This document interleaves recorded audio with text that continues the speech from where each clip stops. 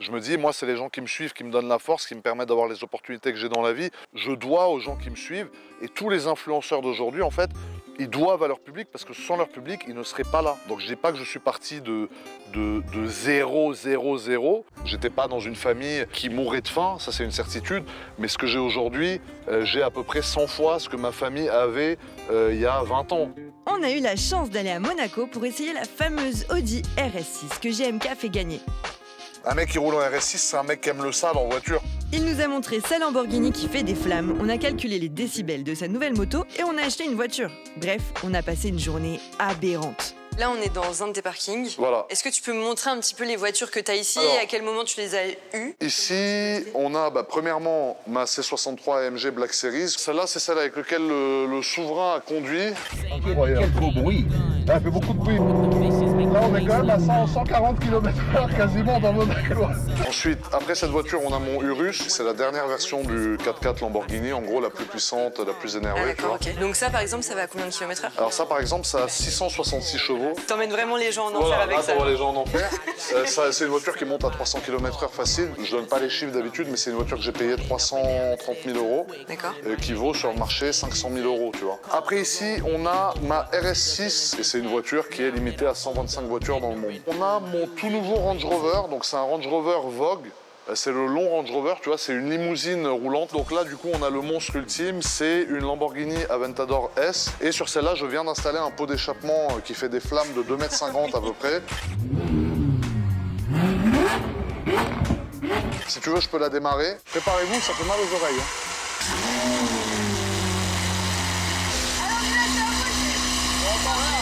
On va couper parce que c'est un peu violent. Ah mais clairement. Donc celle-là, je roule pas souvent avec parce que les gens en fait dans la rue sont outrés. Et c'est pour ça que dans la ville, je sors pas trop cette voiture par respect en fait pour les gens parce qu'il peut y avoir des femmes enceintes, il peut y avoir des chiens, des animaux de compagnie. Tu sais, les chiens, ça a le cœur fragile. Ouais, si ouais. tu mets un coup de gaz que le chien il claque, tu vois, ça se fait pas. Donc ça, c'est vraiment une voiture à consommer avec beaucoup de modération, tu vois. Ben là, j'ai une vingtaine de clés. Voilà, une clé de Lambo. Là, on a une autre clé de Lambo, une clé de Volkswagen, une clé de Range, une clé de RS6. Voilà, ça, c'est la bonne clé. Voilà, c'est bon. Parce que j'ai 3, 4, 5 clés Mercedes et il faut trouver la bonne. Donc, dit comme ça fait un peu branleur, mais c'est la vérité, tu vois. Comment t'as commencé déjà GMK à faire des vidéos sur les voitures? Les véhicules de luxe et tout, c'est un milieu qui est hyper fermé. Et moi, j'ai décidé en fait d'ouvrir mes voitures au monde, entre guillemets, en partageant en fait le quotidien de ces voitures hyper haut de gamme, qui est très mystérieux et qui était un milieu très fermé à l'époque, tu vois. La voiture, ça représente la liberté, ça représente la passion, ça représente l'indépendance, etc. Et je pense que l'être humain a besoin de se rattacher à un moyen de déplacement, tu vois. À l'époque, c'était les chevaux, les calèches, les trucs comme ça. Et aujourd'hui, c'est plus ça, c'est des voitures. Et une voiture, tu vois, c'est une passion en fait. Moi, depuis que je suis petit, j'ai la passion de la voiture, vraiment. Du coup, on va où, la GMK? Comme vous le savez, j'ai fait le concours, du coup, j'ai fait gagner la RS6, j'ai reçu la voiture. Donc là, on va à la carrosserie. La fameuse. La fameuse. Alors ça, c'est la voiture qui a fait le tour d'Internet que vous avez là. Dessus, j'ai fait faire la calandre noire, j'ai fait faire les jantes noires, j'ai fait faire les rétroviseurs noirs, les barres de toit noires. Donc de toute façon, on va la sortir, on va aller faire un petit tour avec, on va vous la montrer. Alors, GMK, je veux tout savoir. Elle a quoi de particulier, cette voiture, en fait? Moi, c'est la voiture qui m'a fait connaître à l'époque, c'est la RS6. Donc déjà, il y a une histoire par rapport à moi, c'est pour ça qu'on a choisi avec Célio une RS6 à faire gagner. Deuxièmement, c'est une voiture qui est ultra populaire en général, que les jeunes adorent, tu vois. Dans tous les clips de rap, t'entends RS6, RS3, RS, RS, RS. C'est une voiture qui monte à plus de 300 km/h. C'est une voiture qui fait 605 chevaux. Donc c'est quand même assez puissant, tu vois. Enfin, tu vois, c'est une voiture qui peut te décoiffer, tu vois. T'en perds tes lunettes, mais Ouais, voilà. j'étais pas prête. Voilà, tu vois, c'est une voiture qui passe en fait du rire aux larmes très vite, tu vois. Voilà. C'est une voiture qui a le chétan. C'est comme ça qu'on peut qualifier ce genre de véhicule, tu vois. Et c'est une voiture qui est pas dure à trouver, mais c'est une voiture qui est dure à trouver dans un bon état. Ah ouais. Parce que ça, c'est des voitures qui se font massacrer, en fait, parce que c'est... Les mecs qui achètent ça, c'est des mecs cramés un peu, tu vois. C'est un mec qui roule en RS6, c'est un mec qui aime le sale en voiture, quoi. C'est pas un mec qui va rouler...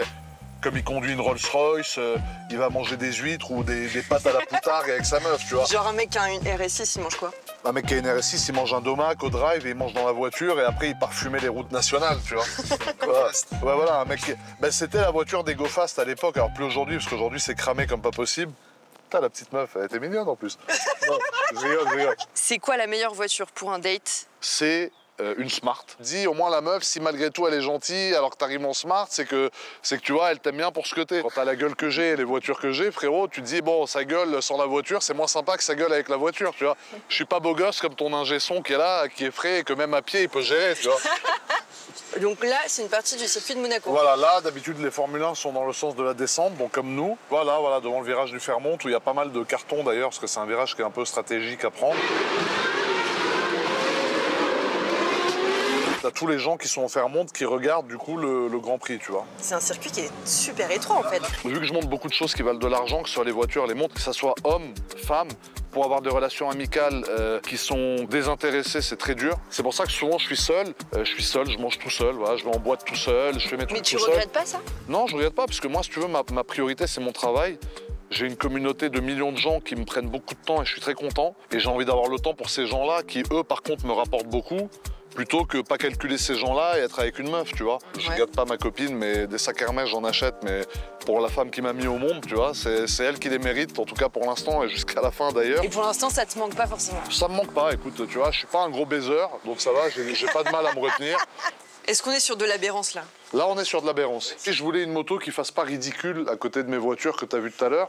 Et du coup, il fallait qu'on passe par la case. Il fallait qu'elle fasse du bruit, quoi. Voilà, ah oui, du bruit, c'est obligé. Mais là, c'est bon, hein. Là, on est. C'était le maître mot. Vous avez déjà essayé de mesurer les décibels? Tu dis combien? Bah, je sais pas, un bon 100, 110.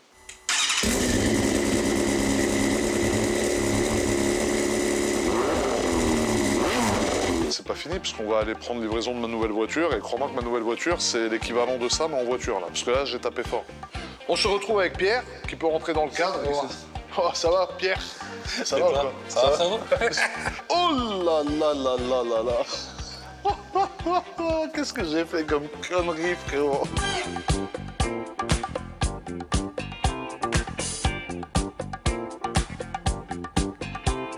Il me reste 30 000 € à payer sur la voiture, donc je vais aller faire une CB à Pierre. Attends, je vérifie ce qu'il est capable de mettre 300, et le problème, c'est que 300, ça va passer aussi. 30 000 €. Alors attends, faut que le focus se fasse. Même la caméra, elle veut pas voir le montant, frérot. Putain!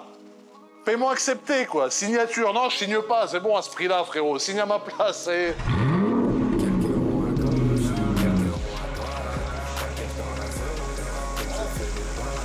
Qu'est-ce qui te rend le plus heureux dans la vie et qu'est-ce qui te rend le plus triste? Le plus heureux dans la vie, c'est de m'occuper de la famille qui me reste ici. Et un événement qui m'a rendu vraiment triste, c'est le décès de mon grand-père il y a l'année dernière, qui m'a vraiment affaibli, parce que c'était un peu comme un père pour moi. Et voilà, après, sans rentrer dans les détails, parce que j'ai pas envie de me mettre à chialer devant la caméra, c'est un sujet un peu compliqué. Mais voilà, c'est les deux. Pour moi, la famille, ça reste vraiment super important. J'ai pas une famille énorme, et pour moi, voilà, c'est vraiment ça qui compte, tu vois.